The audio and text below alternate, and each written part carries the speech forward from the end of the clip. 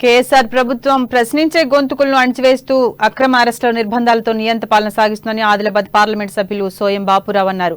రాష్ట్ర ప్రభుత్వం చర్యను ఆయన ఒక ప్రకటన ద్వారా ఖండించారు. బీజేపీ రాష్ట్ర అధ్యక్షులు సహచర ఎంపీ బండి సంజయ్ కు ఎలాంటి నోటీసులు ఇవ్వకుండా కరీంనగర్ లోని తన నివాసంలో గృహ నిర్బంధం చేసి పోలీసులు అరెస్టు చేయడం అప్రజాస్వామిక చర్యగా ఎంపీ పేర్కొన్నారు. అధికార బలంతో అనైతిక చర్యలకు పాల్పడుతూ ప్రజాస్వామ్యాన్ని ఖూనీ చేస్తున్న కేసీఆర్ ప్రభుత్వానికి ప్రజలు తగిన గుణపాఠం చెప్పడానికి సిద్ధంగా ఉన్నారని అన్నారు.